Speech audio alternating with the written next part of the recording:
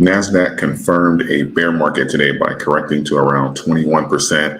The Dow tumbled 800%. What does this mean specifically for crypto? Should you buy, hold, sell, or simply wait? Let's talk about it.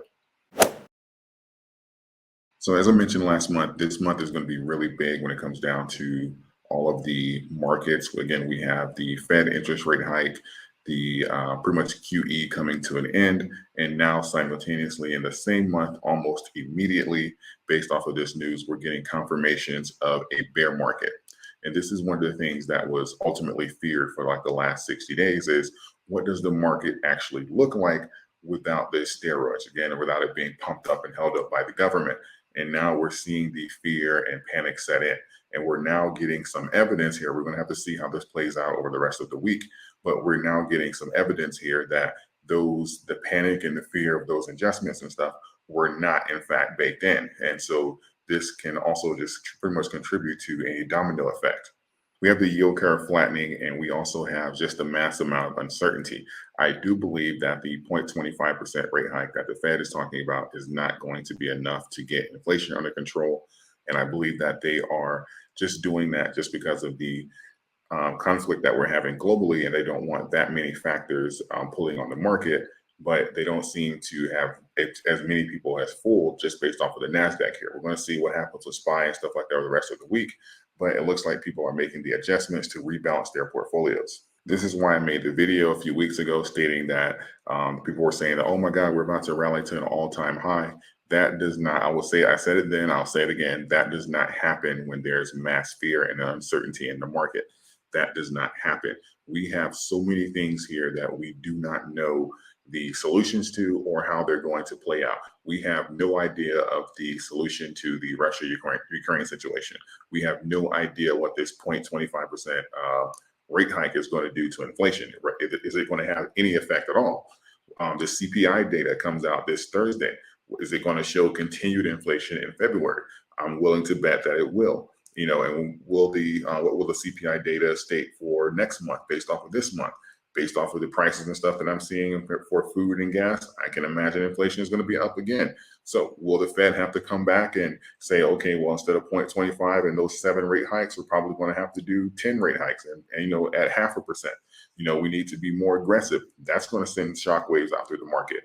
We have to understand here what are the macro events that are in play to understand, okay, well, in the micro situation, there's mass uncertainty here. So that leaves room for these cryptos, for the stock market, for them to consolidate at some of those lower support levels that we've been talking about since November, December.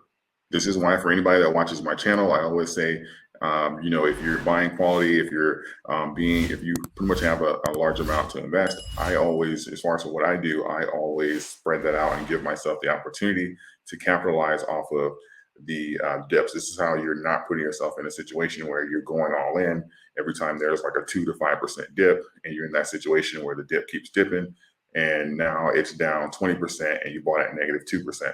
And so now you're way red, and you could have capitalized off of some of those greater dips. So this is the opportunities and stuff like that. And this is kind of like the setup or the tee up that we're seeing here to open the gateway for those greater return percentages. We have the yield curve flattening. These are all indicative and stating that there's something wrong. And this is one of the main reasons why I said that we need to wait on the Fed numbers and see how the market reacts before we start making these final predictions for 2022. This is why I said the best thing that we need to focus on for Doge is utility, not just catalysts and pretty much fueling the coin off of hype. What worked in 2021 may not necessarily work in 2022 because the market is completely different now. And this can have, and I know a lot of new investors in the coin, they haven't experienced a bear market yet. So this is like hype and catalysts and stuff like that. It's going to take more than that. We need these utility just to put Dogecoin in a position to survive. And by survive, I mean, that's pretty much going to happen through utility. If you follow my channel, I've pretty much said that a lot of these coins that have popped up over the last year, all these, Doge coins, baby mama, and all this kind of stuff like that, those coins are going to be gone. Like they're not going to exist in the event that we go into a recession or deep into a bear market. So when we have like these liquidity issues and these rebalancing of portfolios and these institutions pull out and reallocate some of those funds to hedge, a lot of these coins are going to go poof just as fast as they came. Support levels will be tested, patience will be tested, but this opens the door for great entries and for pretty much building wealth when you have like these types of corrections, these types of catalysts in the market. We're still going to have to wait on some other indicators from the other indexes and stuff like that. But Nasdaq has already confirmed that it is pretty much entering into a bear market. Now, remember, last year we had the shortest bear market in history. Why? Because the Fed came in and they started making it rain money, and they didn't want the economy to crash during the pandemic. Now, will the Fed come back this month and say, hey, you know what, due to volatility and World War III potential, stuff like that, we're going to come back in and start printing money again? That could be the case. They, who knows what they're going to do. But if they do that again, then we could potentially see the market take off again. But just remember, this is all funny money. And now you have two opportunities to see, last year and this year, what happens immediately when they stop printing money. The market corrects immediately. That means that the market, where the market actually is right now is all BS. All of these numbers that we're seeing is BS. So they cannot do this forever. This is one of the reasons why we have inflation running away the way we are. So they're pretty much in between a rock and a hard place. Is okay, if we keep printing money, yeah, we can pretty much save the market for now, quote unquote, but the inflation is going to be even stronger when we stop printing the money, or we may just have runaway inflation as well. So we're really going to have to see how this plays out over the next 30 days or so. But really the indicators that we're going to be looking at over the next week or the next couple of weeks are going to confirm, or whether or not we're going to get additional confirmations with these indexes and charts stating that we're going into a bear market. A bear market is at least 20% correction. Nasdaq is around 21% from its all-time high.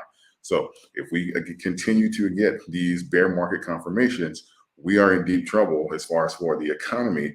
But as far as for entries into stocks and cryptos and stuff like that, it's going to be the best time to be alive. You just have to put yourself in a position to be able to hold on to those entries until the market turns around. A lot of times people over leverage themselves and they can't hold on to the positions that they buy, and they have to sell because the economy is so bad.